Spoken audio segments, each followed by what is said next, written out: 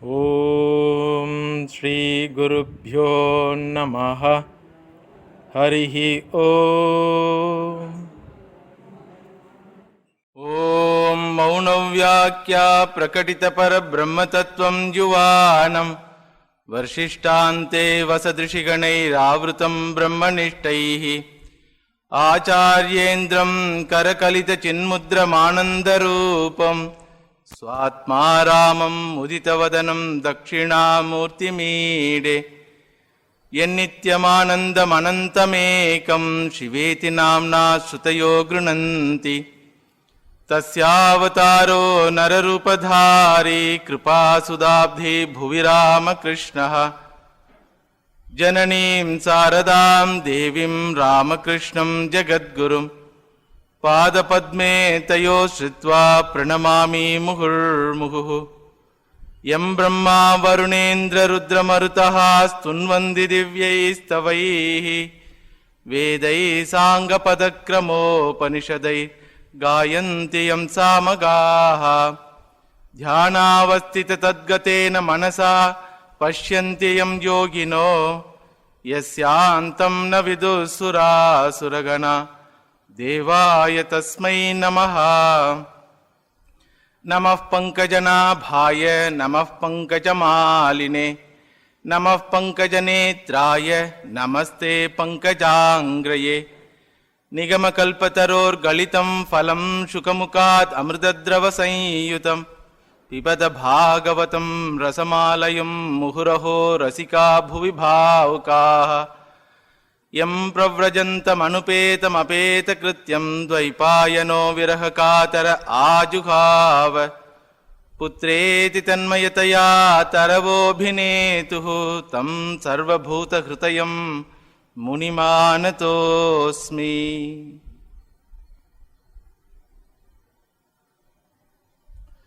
विद्या बुद्धिः अविद्यायां कर्ममय्याम् असौ जडः संसरन्ति ह्ये चामुम् अनुशर्वावमानिनं गिरश्रुताया पुष्पिन्या मधुगन्धेन भूरिना मत्नाचोन्मथितात्मानः सम्मुह्यन्त हरद्विषः.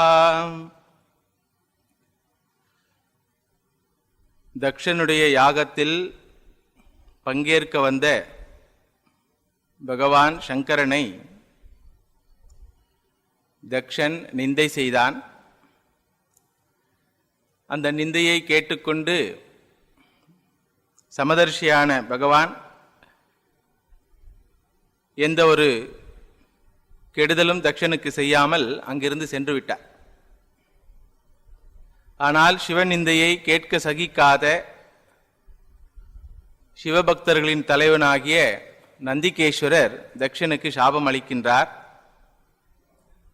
இந்த அறிவு இல்லாத தக்ஷன் ஆட்டுத்தலை உடையவனாக கடவான். असौ जडः कर्ममय्याम् अविद्यायां विद्याबुद्धिः इह संसरन्तु.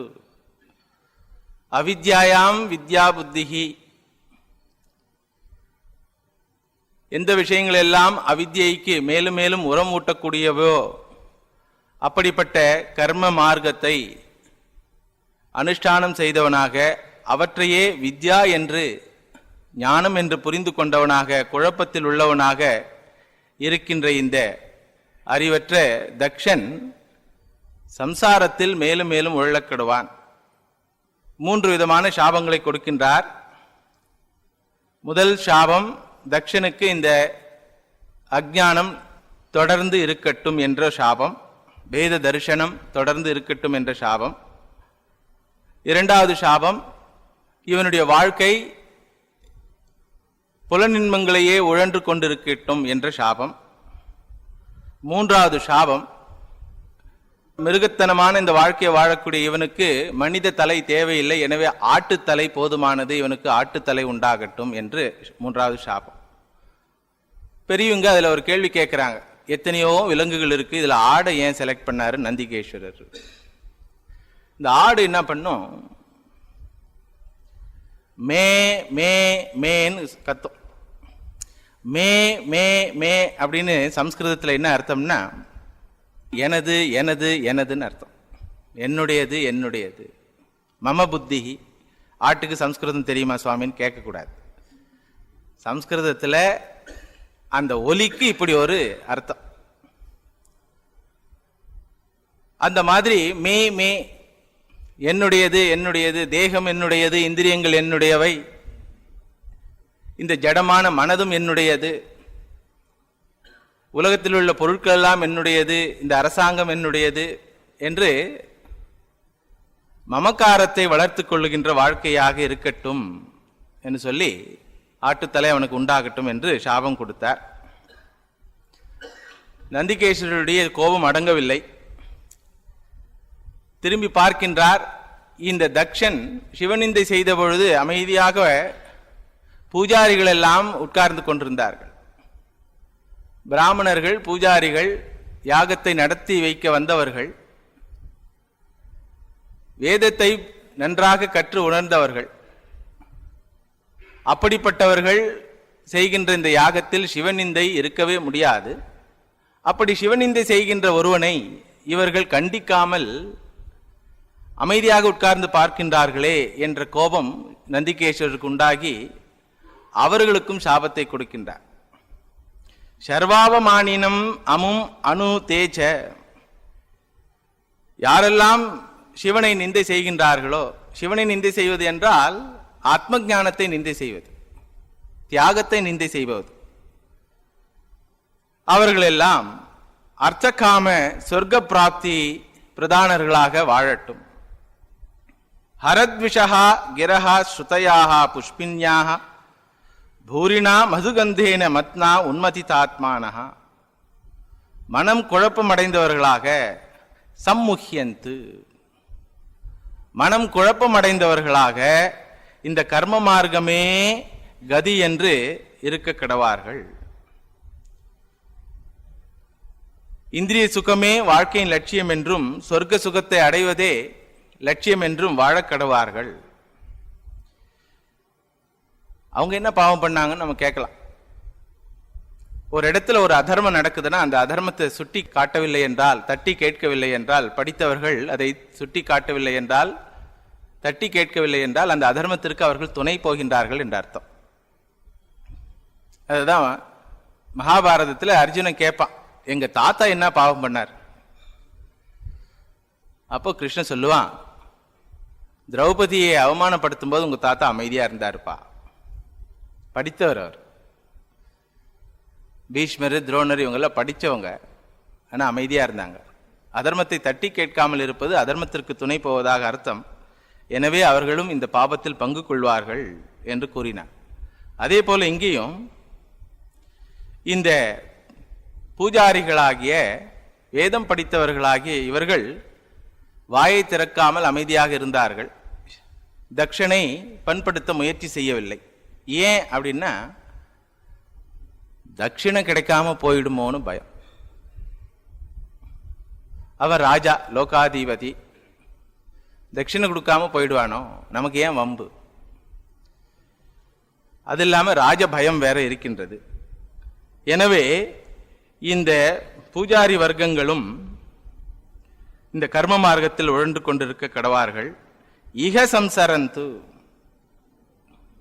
புனரபி மரணம் புனரபி ஜனனம் என்ற சம்சார சக்கரத்தில் இவர்கள் உழல்வார்கள்.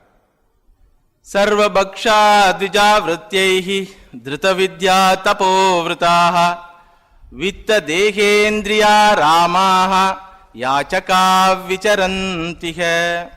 இன்னும் கடுமையான வார்த்தையை உபயோகப்படுத்துற. இந்த பூஜாரிகள் எல்லாம் எதற்காக அதர்மத்தை தட்டி கேட்கவில்லை? ஏனென்றால் அவர்கள் தங்களுடைய வித்யையும் தவத்தையும் விரதங்களையும் இந்த தேகேந்திரிய சுகங்களுக்காக விற்றுவிட்டவர்களாக இருக்கின்றார்கள். விலை போனவங்க இவங்கெல்லாம். எதுக்கு விலை போனவங்க? தட்சிணைக்கு விலை போனவங்க. தட்சிணைக்கு ஏன் விலை போகணும்?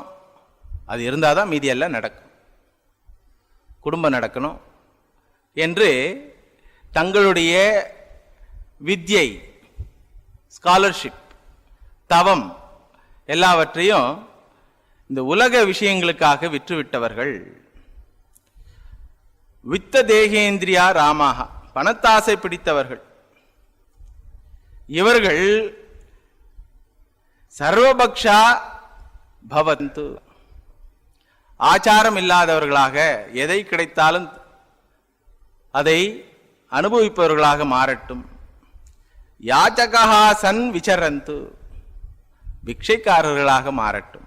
அதாவது எல்லாவற்றையும் நான் படிச்சிருக்கேன் அப்படின்னு சொல்லி அவங்க தங்களுடைய உலக வாழ்க்கைக்காக இந்த வித்யையும் தவத்தையும் விற்று பிக்ஷை எடுப்பவர்களாக இருக்கட்டும். இவர்களுக்கு 4 சாபம், தட்சணுக்காக 3 தான் சாபம்.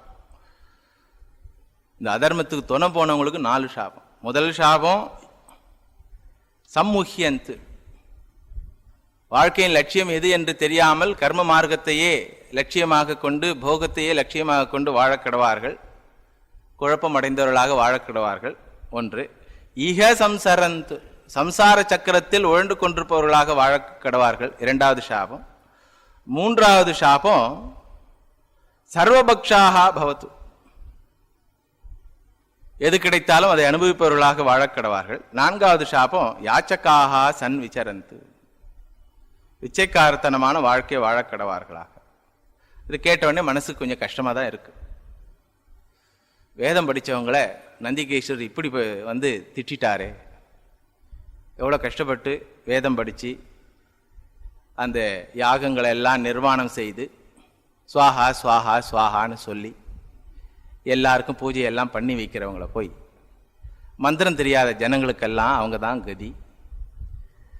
கல்யாணத்தில் ஸ்ராத்த மந்திரம் சொல்கிறாங்களோ, கல்யாண மந்திரம் சொல்கிறாங்களோ, பாஷை புரியாத ஜனங்களுக்கெல்லாம் இந்த பிராமணர்கள் தான் கதி, வேதம் படித்தவர்கள் தான் கதி. இவங்களை போய் நம்ம நந்திகேஸ்வரர் இந்த மாதிரி திட்டாரு அப்படின்னு சொல்லி நமக்கெல்லாம் ஒரு மனசு கஷ்டமாக இருக்கலாம். இது கொஞ்சம் ஆராய்ச்சி செய்யப்பட வேண்டிய கருத்து. விருத்தியைஹி திருத வித்யா தபோவிருத்தாக த்விஜாஹா அப்படின்ட்டார். த்விஜாஹானா பிராமணர்கள். எல்லா பிராமணர்களையும் சொல்லல.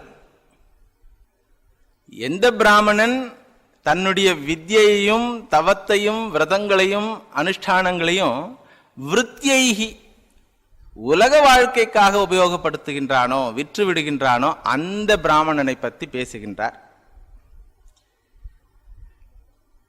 ஒவ்வொரு மதத்திலையும் 4 விதமான மக்கள் இருக்கிறார்கள். எல்லா மதத்திலையும் இந்த 4 விதமான ஜனங்க இருக்கிறாங்க. முதல் விதம் ரிலிஜியஸ் மெட்டீரியலிஸ்ட்னு பேர் அவங்களுக்கு. சுகமே அவருடைய வாழ்க்கையின் லட்சியம், உலக வாழ்க்கையே அவருடைய வாழ்க்கையினுடைய லட்சியம், உலக பொருட்களே அவர்களுடைய வாழ்க்கையினுடைய லட்சியம். அவங்க ஏன் மதத்தில் இருக்கிறாங்க அப்படின்னா, வெளியில வேலை முடியலன்னா பகவான் கிட்ட வேலையே முடிச்சுக்கணும். இவர்கிட்ட சொல்லி அவர்கிட்ட சொல்லி வேலை முடியல, வெங்கடாஜலபதி கிட்ட சொன்னா வேலை முடியுது, அவரு 2% வாங்கிக்கிறார். இவங்களுக்கு ரிலிஜியஸ் மெட்டீரியலிஸ்ட். இவங்க ஸ்பிரிச்சுவல் லைஃபே கிடையாது இவங்களுக்கு. ரிலிஜியஸ், நல்ல மத சின்னங்கள் எல்லாம் அணிந்து கொண்டவர்களாக இருப்பார்கள், கோயிலுக்கெல்லாம் போவாங்க. ஆனா எதற்காக போறாங்க அப்படின்னா, பகவானுக்காக போல, ஆன்மீக வளர்ச்சிக்காக போல, மனம் பண்படுவதற்காக செல்லவில்லை. மறுபடியும் மறுபடியும் அந்த அர்த்த காம பிராப்திக்காக, சுக பிராப்திக்காகவும், ஏதோ கஷ்டம் அது நிவர்த்தி ஆகணும், ஏதோ ஒரு ஆசை அது பூர்த்தி ஆகணும், அதற்காக செல்லுகின்றவர்கள் இறைவனிடத்தில். இவங்களுக்கு பகவான் தேவையில்லை, ஆனா பகவான் மூலமா ஏதோ ஒண்ணு தேவை. பகவான் கருவிதானே தவிர லட்சியம் இல்லை அவர். இவங்க எல்லாம் பொதுவாகவே ஷீபிஷ், யோசிக்க சக்தி இல்லாத ஜனங்கள், ஆட்டு மந்தைகளை போல சொல்வதை செய்பவர்கள். இவங்க தான் எல்லா மதத்திலையும் 85% மேல இருக்கிறவங்க. கோயிலில் பார்த்தீங்கன்னா புரியும். அந்த அர்ச்சனையை பண்ணும்போது அவர் எடுத்துட்டு வந்த ஒரு தேங்காய், 2 வாழைப்பழம், வெத்தலை பாக்கு, அதுக்கு ஒரு லிஸ்ட் கொடுப்பாரு பாருங்க. தனம் தானியம் பசும் பகுபுத்திர லாபம் சதசம்வத்சரம். ஒரு தேங்காய் 2 வாழைப்பழத்துக்கு அப்படியே சொல்லுவார். அவருக்கு மட்டும் கேட்டால் பரவாயில்லை, பக்கத்தில் இருக்கிறவருக்கும் சொல்லுவார். அவருக்கும் மாமா மச்சான் எல்லார் பேரும் அந்த ஒரு தேங்காய் 2 வாழைப்பழத்துக்காக கேட்பார். 2வது வகை பூஜாரிகள். இந்த முதல் வகைக்கு உதவி செய்பவர்கள் இவர்கள். ஏன்னா பகவான் கிட்ட நேரடியாக தொடர்பு கொள்ள முடியாது. ஒவ்வொரு சமயமும் சமய நூலும் சமய பிரார்த்தனைகளும் ஒவ்வொரு பாஷையில் இருக்கு. அதெல்லாம் படித்து அர்த்தம் பண்ணி அதெல்லாம் கடைபிடிக்கிற அளவுக்கெல்லாம் நேரமும் இல்லை, புத்தி சக்தியும் இல்லை. அவர் சொன்னார், நம்ம செஞ்சிடுவோம். எல்லா டிபார்ட்மெண்ட்லையும் இருக்காங்க பாருங்க. எல்லா குடிமக்களுக்கும் இந்த நாட்டினுடைய சட்டம் தெரியணும். நமக்கு தெரியுமா? ஏதாவது பிரச்சனை வந்தால் ஒருத்தர்கிட்ட போகிறோம்.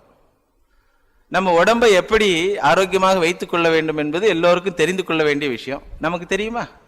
பிரச்சனை வந்தால் டாக்டர்கிட்ட போகிறோம். அந்த மாதிரி பகவான்கிட்ட போகணும்னா ஒருத்தர் கூட கூட்டிட்டு போகிறது. யார் அவருன்னா இந்த 2வது வகை பூஜாரி. இவர் மதத்தை படித்திருக்கின்றார், மத நூல்களை படித்திருக்கின்றார். ஆனால் அந்த அறிவை, அந்த ஒழுக்கத்தை உலக விஷயங்களுக்காக அவர் விற்று விடுகின்றவராக இருக்கின்றார். முதல் ஆள் அர்த்தகாமி, 2வது ஆள் வியாபாரி. வியாபாரத்துக்கு தரகராக இருப்பவர் இவர். 3வது வகை இருக்கின்றது பக்தர்கள். இவர்களும் இறைவனிடம் செல்லுகின்றார்கள். ஆனால் இறைவனிடமிருந்து ஆன்மீக நலனை மட்டும் வேண்டுபவர்களாக இருக்கிறார்கள். உலக விஷயங்களை வேண்டானே சொல்றாங்க. உலக விஷயங்கள்ல எங்களுக்கு எதுவும் வேண்டாம் பகவானே, நீ தான் எங்களுக்கு வேண்டும். உன் மூலமா எனக்கு எதுவும் வேண்டாம், ஆனா நீயே எனக்கு வேண்டும்னு கேட்கிறவங்க நல்ல பக்தர்கள். இவங்கெல்லாம் சாதகர்கள்னு பேரு. 4வது வகை மகான்கள். இவங்களும் பகவான் கிட்ட போறாங்க. இவங்க உலக விஷயத்தையும் கேட்கறது இல்லை, பகவானையும் கேட்கறது இல்லை. தனக்காக எதையும் கேட்காதவர்கள் பகவான நல்லா இருக்கிறியான்னு கேட்கிறவங்க. என்ன பாரு நல்லா இருக்கிறனா அப்படின்னு சொல்லி அழறவன் முதல் வகை. இவரை பாரு நல்லா, இவரை நல்லா வைத்துக் கொள்ளுன்னு சொல்றவன் 2வது வகை. பகவானே நான் அழுதாலும் பரவாயில்ல, நீ என்னிடத்துல இருன்னு சொல்லுறது 3வது வகை. நீ அழாம இரு பகவானே, ஆனந்தமா இரு அப்படின்னு சொல்றது 4வது வகை. பகவானுக்கு ஆசீர்வாதம் கொடுக்கிறவங்க. பல்லாண்டு பல்லாண்டு பல்லாயிரத்தாண்டு பல கோடி நூற்றாண்டு அப்படின்னு சொல்லி ஆசீர்வாதம் கொடுக்கிறவங்க. பலம் பிரவர்த்ததாம் விஷ்ணோஹோ அப்படின்னு சொல்லி விஷ்ணுவுக்கு பலம் உண்டாகட்டும் சொல்லி ஆசீர்வாதம் கொடுக்கிறவர்கள் இவங்க 4வது வகை. இவர்களுக்கு ஆன்மீக உண்மைகள் புரிந்திருக்கும். இந்த 4 வகையில இந்த முதல் வகை இருக்கு பார்த்தீங்களா, பாமர மக்கள். இவங்கெல்லாம் இவங்களுடைய வாழ்க்கை எப்படி இருக்கும்னா, எப்பவுமே ஆசைகளினாலும் குற்ற உணர்வினாலும் பயத்தினாலும் ஏதோ ஒரு எதிர்பார்ப்பினாலும் அலைகழிக்கப்பட்டதாக இருக்கும். இந்த ஆசையும் குற்ற உணர்வும் பயமும் இருப்பதனாலேயே இவங்களுக்கு பக்கத்துல யாராவது ஒருத்தர் தேவைப்படுறார். அவர் தான் இந்த 2வது வகை பூஜாரி வகை. இவர் என்ன பண்றாரு, கவலைப்படாத கவலைப்படாத, பகவான் உன்னை காப்பாற்றுவான், தட்சிணை போடு. இது சொல்றதுக்கு முன்னாடியே முதல்ல தட்சிணை வைக்கணும், இல்லைன்னா யாகமே ஆரம்பிக்காது. தட்சிணை இல்லாம யாகமே ஆரம்பிக்காது. நீங்க ஏதோ ஒரு பூஜை பண்ணி பாருங்க, சத்யநாராயண பூஜை பண்ணி பாருங்களேன். குடும்பத்தெல்லாம் பண்ணுவீங்க தானே சத்யநாராயண பூஜை. அதில் வச்சோன்னு முதல்ல வச்சவொடனே அது 101 வை, இல்லை 1001 வை. அதுக்கப்புறம் தான் பூஜையை ஆரம்பிக்கும். சுக்லாம்பரதரம் விஷ்ணு சசிவர்ணம், அதுக்கப்புறம் தான் ஆரம்பம். அதனால இவர் என்ன பண்றாரு, தன்னுடைய அதிகாரத்தை இந்த பாமர மக்கள் மேல் எப்பொழுதும் செலுத்துபவராக இருக்கின்றார். இவர் சொல்ற விஷயங்கள் எல்லாம் உங்களால வெரிஃபை பண்ணவே முடியாது,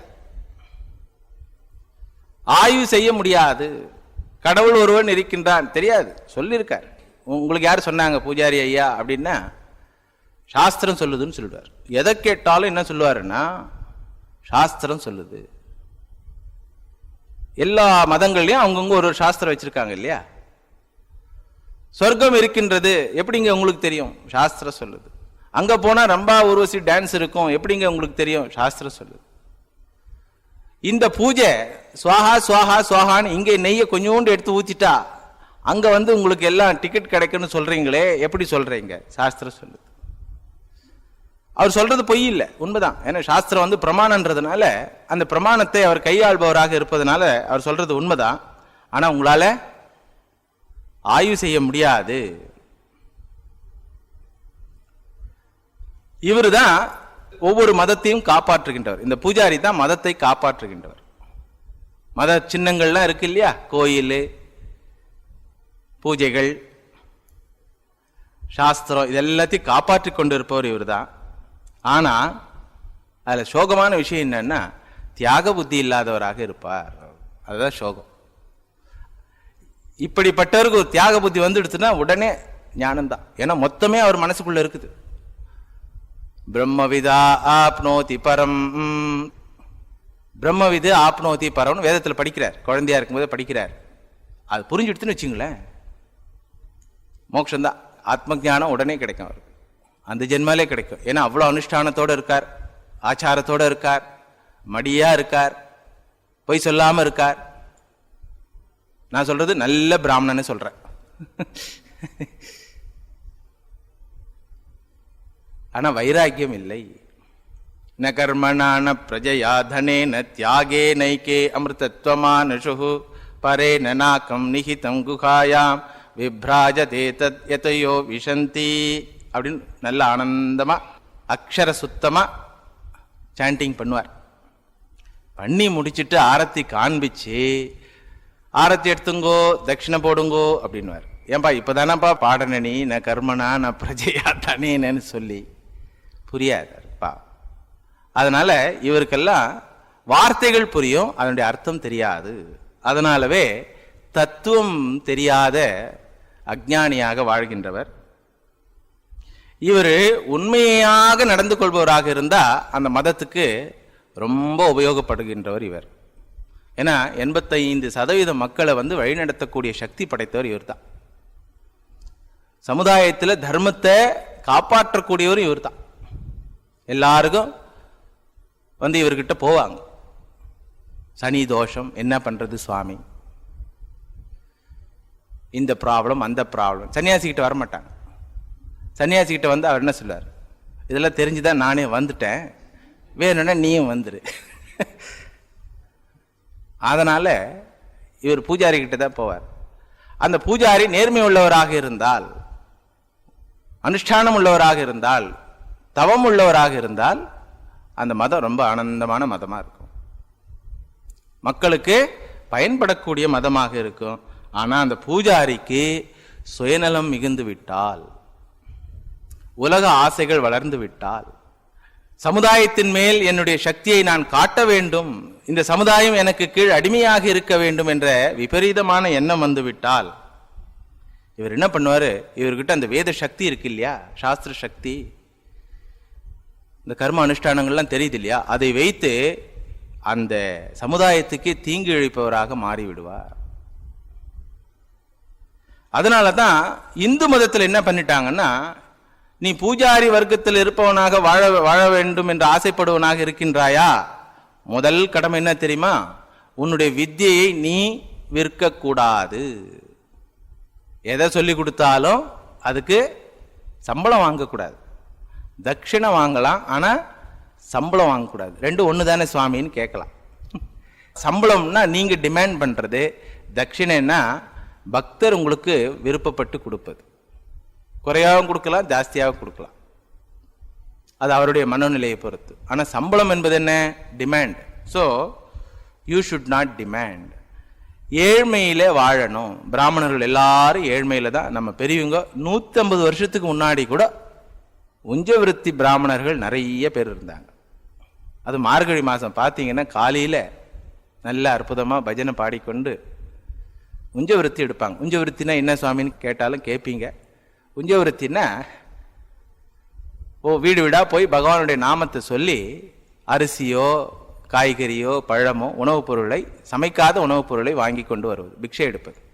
அப்போ இவர்களுக்கு ஏழ்மை ஒரு வாழ்க்கையின் நிலையாக சொல்லப்பட்ட விஷயம்.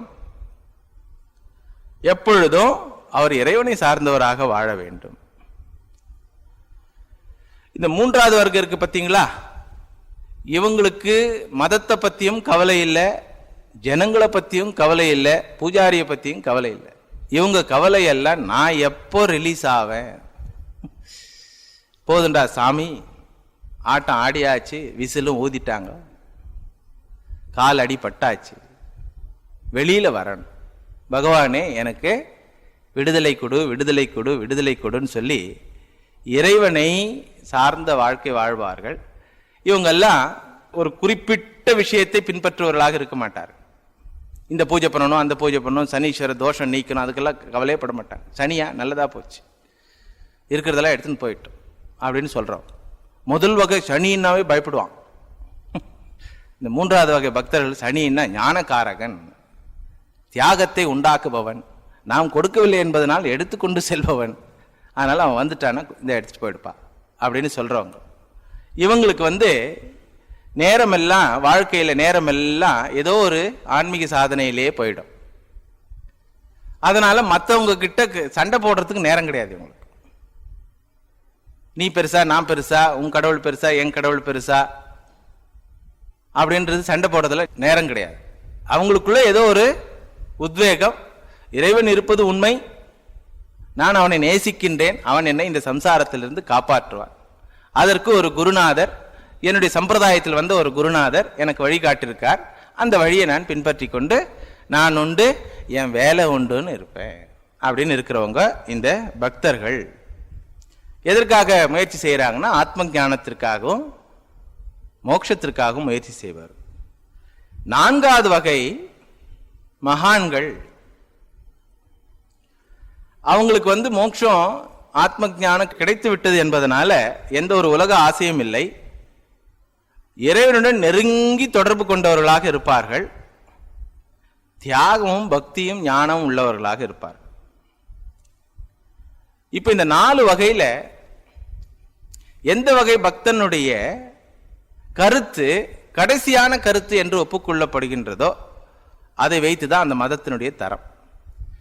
இந்த 4வது வகை பக்தன் இருக்கின்றான் அல்லவா, இவன் மகான், ஆத்ம ஞானி, தியாகம் உருவானவன், தியாகத்தையும் ஞானத்தையும் உண்மையான பக்தியையும் மதிப்பவன். இவன் அந்த மதத்திற்கு வழிகாட்டியாக இருந்தால் அந்த மதம் ரொம்ப அற்புதமா இருக்கும், உயர்ந்த மதமா இருக்கும், தத்துவம் சார்ந்த மதமாக இருக்கும். மக்கள் எல்லாம் பண்பட்ட மக்களாக வாழ ஆசைப்படுவார்கள்.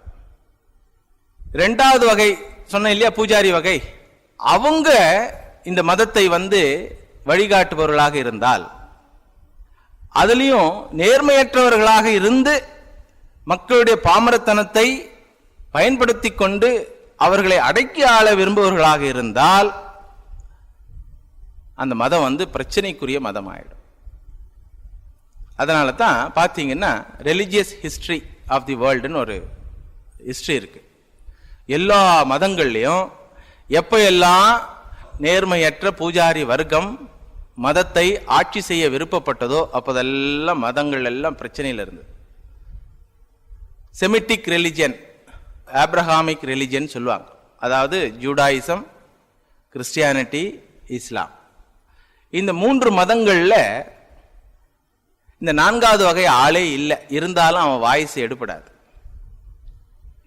ஞானிகளே ரொம்ப ரொம்ப குறைவு, அபூர்வம். ஜூடாயிசத்தில் பார்த்தீங்கன்னா ஒரு கிறிஸ்து வந்தார், ஞானத்தில் தோய்ந்திருந்தவர், அவர் தியாகமூர்த்தியாக இருந்தார். ஆனா அவர் என்ன பண்ணிட்டாங்க, கொலையை பண்ணிட்டாங்க.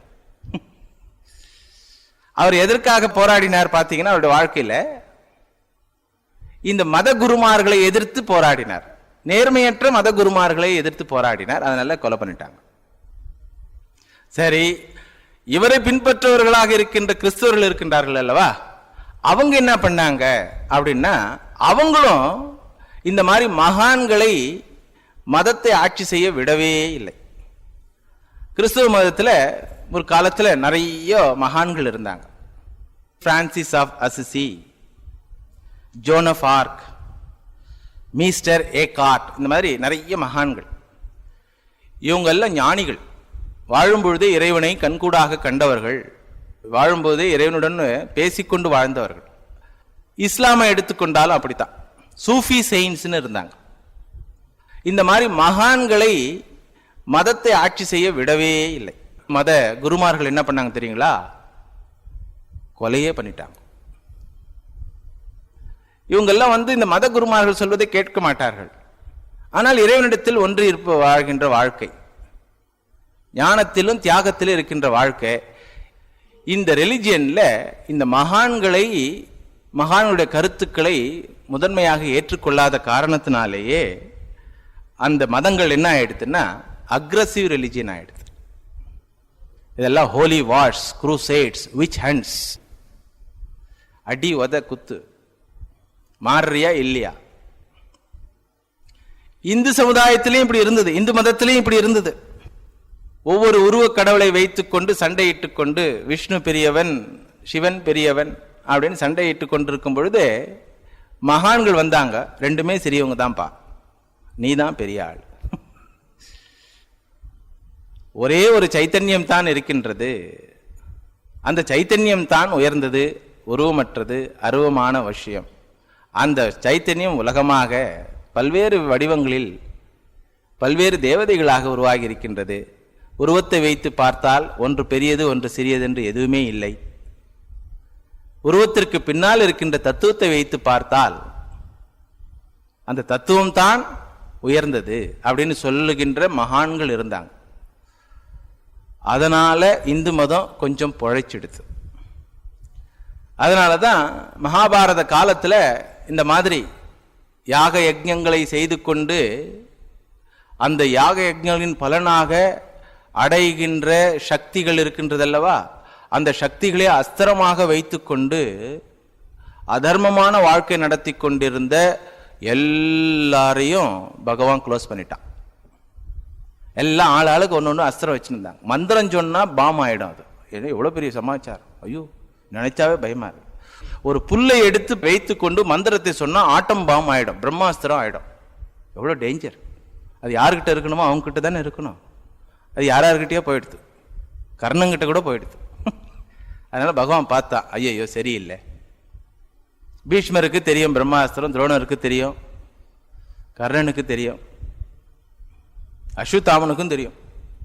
இந்த மாதிரி அதர்ம வாழ்க்கையில் இருக்கிறவங்களுக்கு இதெல்லாம், இந்த மாதிரி சக்தியெல்லாம் இருக்கக்கூடாதுன்னு சொல்லி ஒரு சண்டையை மூட்டி, இல்லை சண்டையை மூட்டுறான் மாதிரி இங்கே அங்கே நடந்து பகவான் என்ன பண்ண, மற்ற பேரையும் க்ளோஸ் பண்ணிட்டான். கடைசியாக எஞ்சி நின்றது 5 பேர். அதில் ஒருத்தருக்கு மட்டும்தான் இந்த பிரம்மாஸ்திரம் தெரியும், அதுவும் அர்ஜுனன் மட்டும்தான். அவன் தர்மத்தை விடமாட்டான்றது தெரியும். அப்போ பகவானே சொல்றான் கீதையில, வேதவாத ரதா பார்த்த நானியதஸ்தீதி வாதினஹா காமாத்மானஹா சொர்க்கபரா ஜென்ம கர்ம ஃபலப்பிரதாம் கிரியா விசேஷ பகுலாம் போகைஸ்வர்ய கதிம் பிரதி போகைஸ்வர்ய பிரசக்தானாம் தயா அபகிருத சேதசாம் விவசாயாத்மிகா புத்திஹி சமாதௌ ந விதீயதே. திட்டா இந்த கர்மகாண்டிகளை அங்க திட்டா. இதுதான் ரெபெல்லியஸ் ஐடியான்னு சொல்லுவாங்க. எப்பொழுதெல்லாம் இந்த மத குருமார்கள் சமுதாயத்தை ஆள வேண்டும் அப்படின்னு சொல்லி முயற்சி செய்யறாங்களோ, அப்போ தியாகிகள் மகான்கள் என்ன பண்றாங்க, நம்ம இந்து மதத்துல எங்கிருந்து உருவாகுறாங்கன்னு தெரியாது, திடீர்னு எல்லாத்தையும் நொறுக்கி தள்ளிடுவாங்க. கிருஷ்ணருக்கு அப்புறம் ஆழ்வார்கள், அதற்கப்புறம் நாயன்மார்கள், அப்புறம் சங்கராச்சாரியார், ராமானுஜாச்சாரியார் எல்லாரும் வந்தாங்க.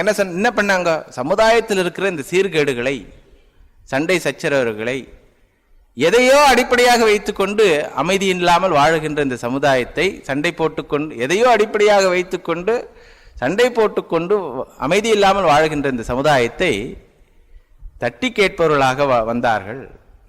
அதில் வந்தவங்கள பிரசித்தியா நமக்கு நம்ம சம்பிரதாயத்தில் தெரிஞ்சவங்க பகவான் ஸ்ரீராமகிருஷ்ணர், சுவாமி விவேகானந்தர். ஸ்ரீராமகிருஷ்ணர் வாழ்நாளெல்லாம் சொன்ன விஷயம் இதுதான், கடவுளை மையமாக வைத்து சண்டை போட்டுக்கொண்டு இருக்காதே, கடவுளை அன்பு செய்ய முயற்சி செய், டைவ் டீப் டைவ் டீப். ஆழ்ந்து செல், ஆன்மீக பாதையில் ஆழ்ந்து செல். அவன் எப்படிப்பட்டவன் என்பதை அவனே உனக்கு காட்டி கொடுப்பான்.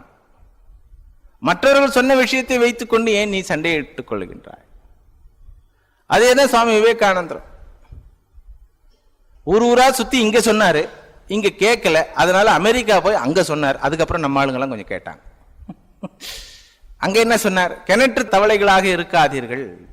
உலகத்தில் சத்தியமாக இருப்பது ஒன்றே ஒன்றுதான், அது ஆத்ம தத்துவம்.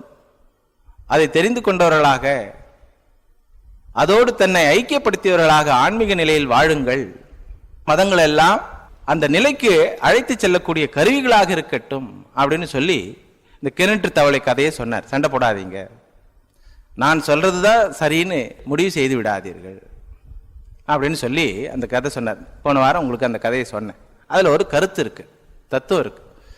இந்த கடல்ல இருந்து வந்ததே தவளை, அந்த தவளை தான் இந்த வேதாந்த ஆச்சாரியார் மகான். அவர் அகண்டத்தை பார்த்தவர், அகண்டமாகவே வாழுகின்றவர், அதனாலேயே தியாகமூர்த்தியாக இருப்பவர், அதனாலேயே சுதந்திரமாக இங்கும் அங்கும் நடமாடக்கூடியவர்.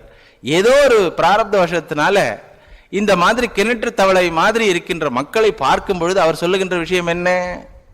ஒரு அகண்ட வஸ்து ஒன்று இருக்கின்றது. கடல் தவளைக்கு சொல்லுது இல்லையா, பெரிய கடல் இருக்கு. உடனே அந்த கிணற்று தவளை கேட்டது, எவ்வளவு பெருசு இருக்கும், என் கிணறு அளவு இருக்குமா அப்படின்னு எகிரி குச்சி கேட்டது. இவன் புரிந்து கொண்டிருப்பதுதான் உண்மை என்று நினைத்து கொண்டிருப்பவன், அவனிடத்தில் இந்த கடல் தவளை, இந்த ஆன்மீக குரு சொல்றார், அப்பா இதுதான் தெய்வம் அதுதான் தெய்வம்னு சொல்லி சண்டை போட்டுக்காத, நீதான் தெய்வம்ன்றதுதான் உண்மை. உடலற்ற, மனமற்ற, இந்திரியங்களற்ற ஆன்மீக தத்துவமான நீதான் தெய்வம் என்பது உண்மை அப்படின்னு சொல்லி அகண்டத்தை காண்பித்து கொடுக்கலான்னு வந்தா, இந்த கிணற்று தவளை என்கின்ற இந்த பாமர பக்தனும் அந்த பூஜாரி என்ன பண்றாங்க, இந்த மகானை எப்படி பண்றாங்க, என்ன பண்றாங்கன்னா, நீ பொய் சொல்றேன்னு சொல்லி அவரை திருத்தி அனுப்பிச்சுடுறாங்க. ஒருத்தர் பொய் சொல்றாரா இல்லையான்னு ஆய்வு செய்த பிறகுதானே முடிவு பண்ணணும், வெரிஃபை பண்ண பிறகுதான் ஜட்ஜ்மெண்ட் கொடுக்கணும். அதனால இந்த கர்மகாண்டிகளாக இருப்பவர்கள் இவங்கெல்லாம், குறிப்பாக இந்த குறுகிய மனோநிலையில் இருக்கின்ற பூஜாரிகள், நேர்மையற்ற பூஜாரிகள் என்ன பண்றாங்க, அந்த மகானை அவமானப்படுத்தி அனுப்பிவிடுகிறார். இதுதான் மற்ற மதங்களில் நடந்தது. ஜீசஸ் கிரைஸ்ட குரூசிஃபை பண்ணது, செயின்ஸ் எல்லாம் கொலை செஞ்சது, சூஃபி செயின்ஸ் எல்லாம் கொலை செஞ்சதெல்லாம் இதுதான். ஆனா இந்தியாவில் அப்படி நடக்கல. அதிகபட்சமா இந்திய மக்கள் என்ன பண்ணுவாங்க அப்படின்னா, நீ சொல்றது சொல்லு சாமி, நாங்க இருக்கிற மாதிரி இருந்துட்டு போறோம். சொல்றது உன்னுடைய சுதந்திரம், இருக்கிறது எங்க சுதந்திரம். வேணா சாப்பாடு வேணா போட்டுடுறோம், நமஸ்காரம் பண்ணிடுறோம், மாலை போட்டு ஒரு ஆரத்தி போட்டு உன் முன்னாடி வச்சிருந்த பழத்தெல்லாம் உனக்கு காண்பிச்சுட்டு ஒரு 2 கொடுத்துட்டு திருப்பி நாங்க சாப்பிட்டுட்டோம் பிரசாதம், பிரச்சனையே இல்லை. இந்து சமுதாயம் அதனால தான் ஒருத்தருக்கு ஒருத்தர் சண்டை போடாம இன்னைக்கு இருக்கு இந்து சமுதாயம். அதனாலதான் எல்லா பாமரனுக்கு கூட தெரியும் கடவுள் எங்க இருக்கார், எங்கெங்க இருக்கார்.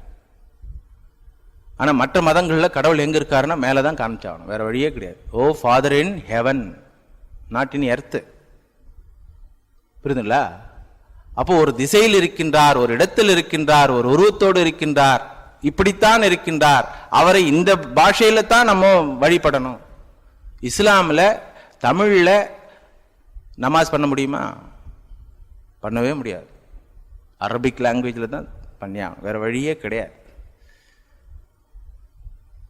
அப்போ இந்த மாதிரி குறுகிய எண்ணங்கள்லாம் இருந்ததுனால அவர்களை தட்டி கேட்பதற்கு மகான்கள் இல்லை என்பதனால அந்த மதத்தில் இருக்கின்ற சுயநலம் பிடித்த மத குருமார்களினால் இன்றும் சமுதாயத்திற்கு கேடு வந்து கொண்டிருக்கின்றது.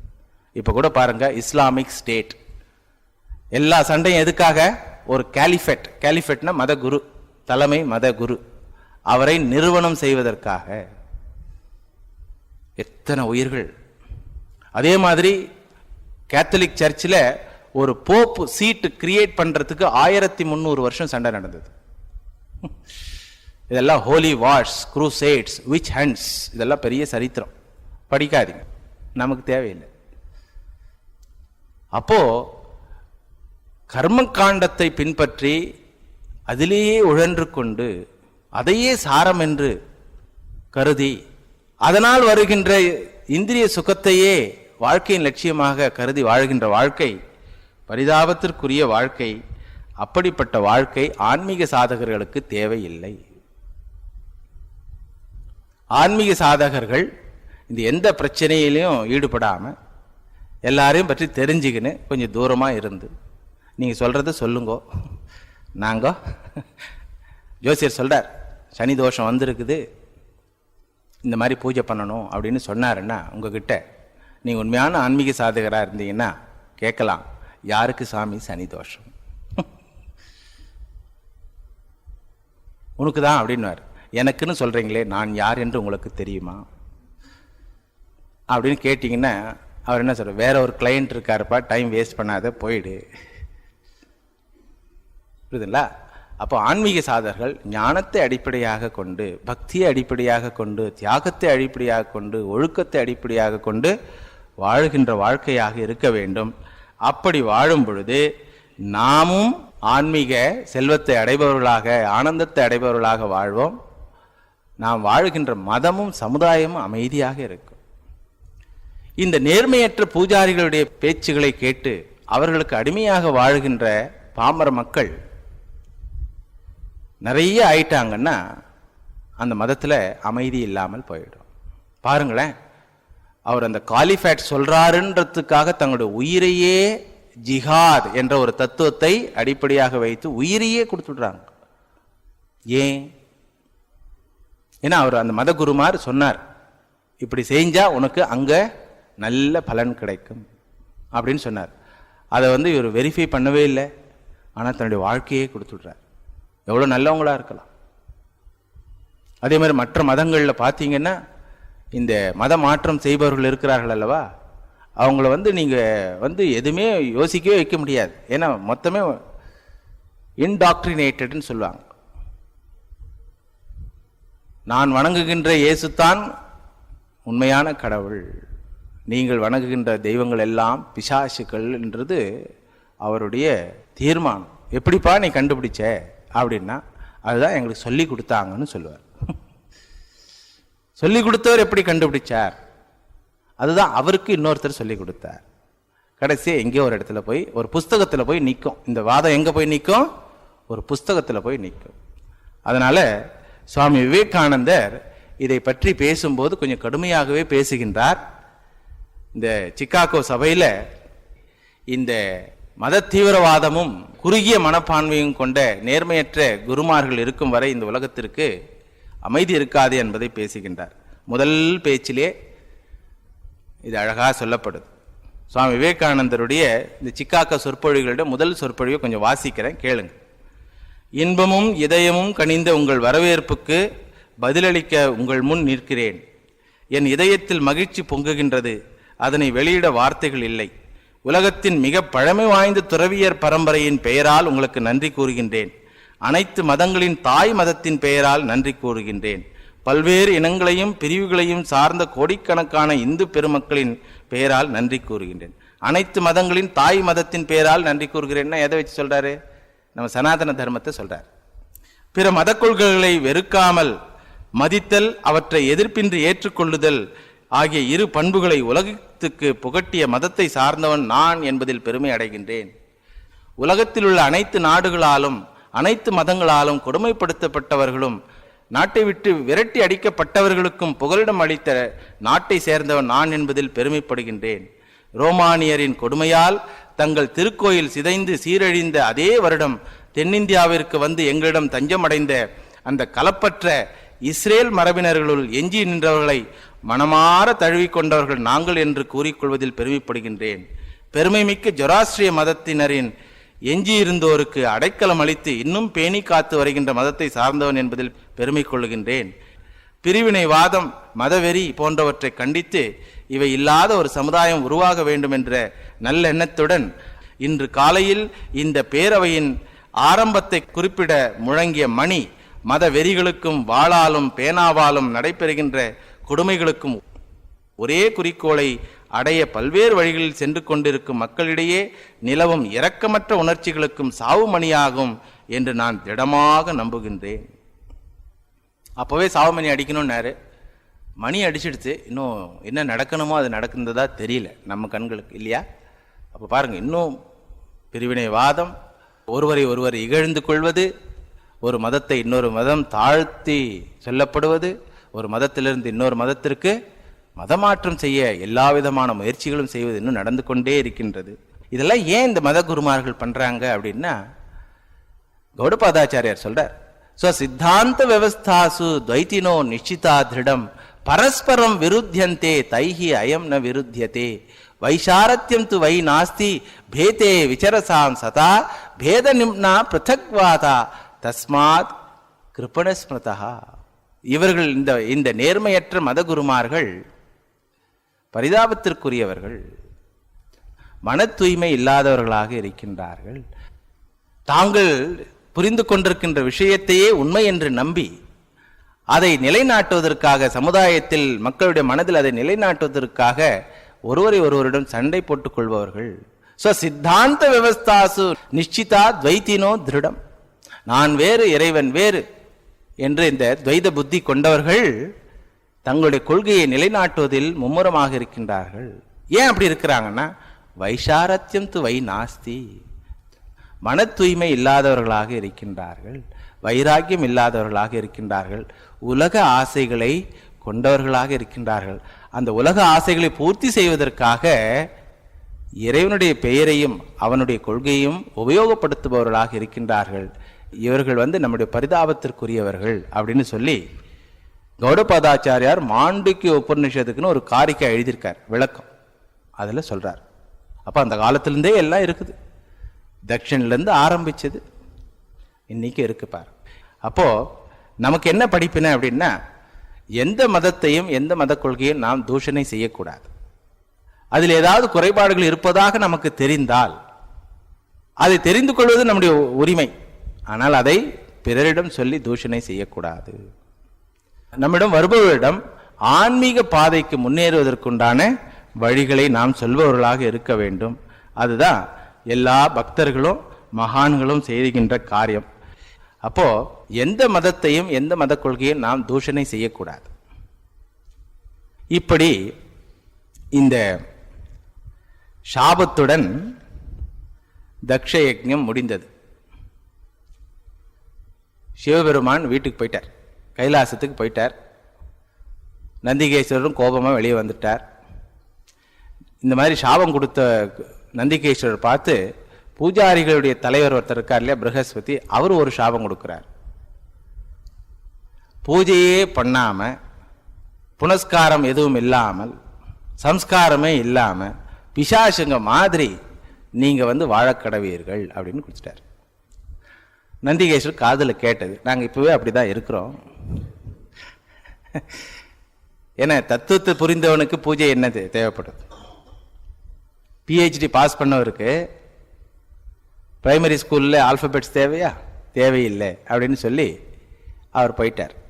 ரொம்ப நாள் சிவனுக்கும் தக்ஷனுக்கும் எந்த ஒரு தொடர்பும் இல்லாமல் இருந்தது. தக்ஷனால இந்த அவமானத்தை பொறுக்கவே முடியவில்லை. என்ன அவமானம்? அவன் உள்ள வந்தப்போ சிவன் எழுந்து நிற்காம இருந்தார், அவ்வளவுதான். அவர் ஒண்ணுமே செய்யல, அவர் பாவம். அந்த அவமானத்தை பொறுக்க முடியாமல் சிவனை மறுபடியும் நிந்தனை செய்ய வேண்டும் அப்படின்னு சொல்லி ஒரு யாகம் செய்கின்றான். கொஞ்ச காலத்துக்கு அப்புறம் ஒரு யாகம் செய்யறான், வாஜபேய யாகம்னு சொல்லி. அதுல ஒரு அங்கமாக இருக்கின்ற ப்ரஹஸ்பதி சவம் அப்படின்ற யாகத்தை செய்யறான். அந்த யாகம் செய்ய ஏன் செஞ்சான் அப்படின்னு சொல்லி மைத்ரேய ரிஷி சொல்றாரு, பிரம்மிஷ்டான் அபிபூயச்ச. எதற்காக இந்த யாகம் செய்யப்பட்டது என்றால், சிவனையும் பிரம்மனிஷ்டர்களையும் அவமானப்படுத்துவதற்காக இந்த யாகம் செய்யப்பட்டது. பாருங்களேன், ஒருத்தர் அவமானம் பண்றதுக்குன்னு பூஜை பண்ணுவாங்களே யாராவது? பொதுவாக யாக யஜ்ஞங்கள் பூஜைகள்லாம் எதுக்காக? தேவதா திருப்தி, தெய்வங்களை திருப்தி செய்து நமக்கு உண்டான ஆசைகளை பூர்த்தி செய்வதற்காக செய்யப்படுகின்றது. கொஞ்சம் உயர்ந்த நிலையில் இருக்கின்ற பக்தராக இருந்தால் மன தூய்மைக்காக, ஈஸ்வர பிரீத்தி அர்த்தம், சித்த சுத்தி அர்த்தம்னு சொல்லி பூஜை பண்ணுவார். ஆனா இவன் என்ன பண்றான்? ஞானிகளையும் ஞானிகளின் தலைவனாக இருக்கின்ற சிவனையும் அவமானப்படுத்த வேண்டும் என்பதற்காக யாகம் செய்கின்றான். அந்த யாகத்துல இன்விடேஷன் அனுப்புறான் எல்லாருக்கும். சிவனுக்கு மட்டும் அனுப்பல, மற்றவங்களுக்கெல்லாம் அனுப்புறான். அந்த இன்விடேஷன்ல ஒரு ஸ்பெஷல் நோட்டுன்னு ஒன்று இருக்கு. என்ன ஸ்பெஷல் நோட்டுன்னா, இந்த யாகத்தில் ருத்ர அவிர்வாகம் இருக்காது, சிவ பூஜை இல்லாத யாகம் அப்படின்னு ஒரு ஸ்பெஷல் நோட். இந்த இன்விடேஷனை பார்த்த உடனே நேர்மையான பூஜாரிகளாக இருந்தால் என்ன செஞ்சிருக்கணும்னா, எப்பா ருத்ர அவிர்வாகம் இல்லாமல் யாகமே பண்ண முடியாது, ஏன்னா வேதத்திலே இருக்காது, அதை போய் எப்படி பண்ணுறது, இவன் வேற இது இல்லைன்னு சொல்லிடுறான், ஆனால் நம்ம போக தேவையில்லைன்னு சொல்லி அந்த யாகத்துக்கு போகாமல் இருந்திருக்கணும். எல்லாரும் கூட்டம் கூட்டமாக வந்தாங்களாம். சரி, தேவதைகள் அவங்களுக்காவது புரிஞ்சிருக்கணும், சிவனுக்கே ருத்ர பாகம் இல்லைன்னா நமக்கெல்லாம் என்ன கொடுக்க போறான், இந்த வம்பே வேண்டாம் அப்படின்னு சொல்லி அவங்களா போகாம இருக்கணும். ஆனா பாருங்க, இதுதான் பூஜாரிகளுக்கு பேராசை, தேவதைகளுக்கு அவிர்வாகம் கிடைக்க வேண்டும் என்ற ஆசை. இதனால எல்லாரும் கூட்டம் கூட்டமா போறாங்க. போகும் பொழுது கைலாச மார்க்கமாக போறாங்க. அப்போ சதி தேவி, லோக ஜனனி ஜெகன் மாதா அம்பாள் நின்று கொண்டிருக்கின்றார். அவங்கெல்லாம் எங்க போறீங்கன்னு கேட்டாங்க. தெரியாதா, உங்க அப்பா ஒரு யாகம் பண்றாரு, அந்த யாகத்துக்கு தான் போயிட்டு இருக்கிறோம். சதிதேவி, நீ வரலையா? உங்க வீட்டுக்குள்ள ஏதோ கொஞ்சம் பிரச்சனை இருக்குன்னு கேள்விப்பட்டோம், அதெல்லாம் நினைக்கிற நேரம் இது இல்லை, எப்படியாவது அவர்கிட்ட சொல்லி அவரையும் கூட்டிட்டு வந்து சேரு அப்படின்னு சொல்லி அவங்களால முடிஞ்ச உபகாரத்தை பண்ணிட்டு போயிட்டாங்க. இந்த அம்மா என்ன பண்ணாங்க, எல்லாரும் கூட்டம் கூட்டமாக போனது பார்த்தாங்க. எப்படி போனாங்கோ, நல்லா பட்டு புடவை கட்டிட்டு, நகை நெக்லஸ்ஸு வளையல் எல்லாம் போட்டுட்டு ஜோடி ஜோடியாக விமானத்தில் போனாங்க. இப்படி பார்த்த உடனே சதிதேவிக்கு ஒரு ஆசை, நமக்கும் கல்யாணம் ஆகி ஒரு நாளாவது இந்த மாதிரி ஏதாவது ஒரு மங்களமான விஷயத்துக்கு கூப்பிட்டு போயிருக்காரா? அன்றைக்கி தக்ஷ யாகத்துக்கு போனப்போ கூட தனியாக தான் போய் திட்டு வாங்கின்னு வந்தார். நம்மளும் பட்டு புடவை கொட்டி எத்தனை நாள் ஆச்சு, இவரும் ஒழுங்காக ட்ரெஸ் பண்ணி எத்தனை நாள் ஆச்சு, எப்போ பார்த்தாலும் விபூதியை பூசிக்கின்னு சமாதியில் உக்காந்துட்ருக்கார். இது ஒரு நல்ல சான்ஸு, அதனால் எப்படியாவது முயற்சி பண்ணி அவர்கிட்ட பேசி கூட்டிகிட்டு போகலாம் அப்படின்னு சொல்லி ஆசையாக ஓடி வந்து குதூகலத்தோடு ஓடி வந்து நிற்கிறார். வந்து நின்னா சிவபெருமான் அப்படியே சமாதியில் இருக்கார். அவர் கண்ணை திறக்கவே இல்லை. தொண்டையை கனைத்து கொண்டு, கைகளை பிசைந்து கொண்டு, வளையலை ஒலி செய்து கொண்டு அவருடைய கவனத்தை திசை திருப்பி பார்த்தான். கண்ணை திறந்தார். உடனே அம்பாள் சொல்றாங்க, பிரஜாபதேஸ்தே சசுராய சாம்பிரதம் நிர்யாபிதோ யஜ்ஞ மகோத்சவ கில வயம் ச தத்ராபிசராம வாமதே யத் அர்த்திதாமி விபுதா விரஜந்தி. விஷயம் தெரியுமா உங்களுக்கு அப்படின்னு ஆரம்பிச்சு அந்த விஷயத்தை சொல்றாங்க. என்ன சொன்னாங்கன்றதை அடுத்த வாரத்தில் பார்க்கலாம். கிருஷ்ணாய வாசுதேவாய ஹரயே பரமாத்மனே பிரணத கிளேஷநாசாய கோவிந்தாய நமோ நமः.